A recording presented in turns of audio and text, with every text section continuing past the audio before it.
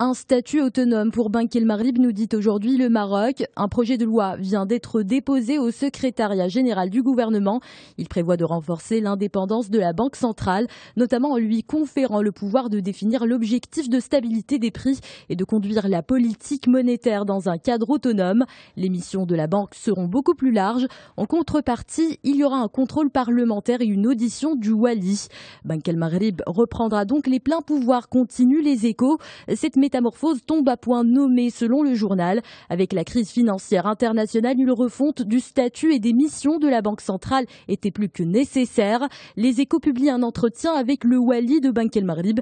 Abdelatif Jouahri explique les grandes avancées du nouveau statut. Les interventions entre la Banque centrale et le gouvernement seront beaucoup plus claires selon lui.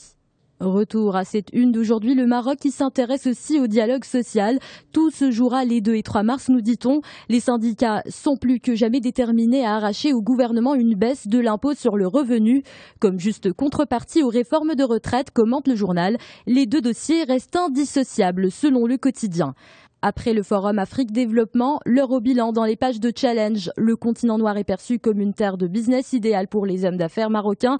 Beaucoup d'entre eux ont déjà tenté l'aventure. De nombreuses grandes entreprises et des PME marocaines ont osé investir en Afrique. En 2013, leurs investissements ont atteint 1,2 milliard de dirhams. L'ambition aujourd'hui est de faire mieux. Le Figaro l'a décrit comme capitale de tous les dangers yéménites. Sanaa, là où la Française Isabelle Prime a été enlevée par des inconnus. La ville est le théâtre de violences depuis l'entrée des Houthis, cette milice composée de chiites zaïdis. Ces rebelles se sont emparés en septembre dernier de bâtiments officiels, puis encerclé la résidence du président fin janvier. Après la fuite du président Abdurabou Mansour Hadi, les Houthis ont attaqué la base des forces spéciales à l'arme lourde. Sanaa est aujourd'hui un champ de guerre. Ses habitants y vivent avec la peur collée à la peau, écrit le journal. Après de longs mois de débats, l'Assemblée nationale autrichienne a adopté cette semaine une nouvelle loi sur l'islam. Courrier international décortique cette loi. Elle garantit aux musulmans un meilleur cadre juridique mais interdit tout financement des organisations religieuses et des imams par des fonds étrangers. Le journal précise aussi que ces organisations religieuses deviennent des entités de droit public. La loi prévoit également d'offrir aux quelques 600 000 musulmans autrichiens l'accès à des études de théologie islamique. Mais au sein de la société autrichienne, certaines voix s'élève, comme cet éditorialiste du journal Le Standard, repris par Courrier international. Il déplore que le gouvernement n'ait pas trouvé le ton juste dans la formulation de la loi.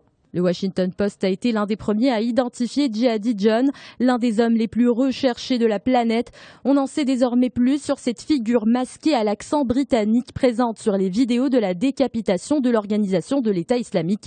Derrière la silhouette la plus connue de Daesh se cache Mohamed Amouazi, un londonien de 26 ans.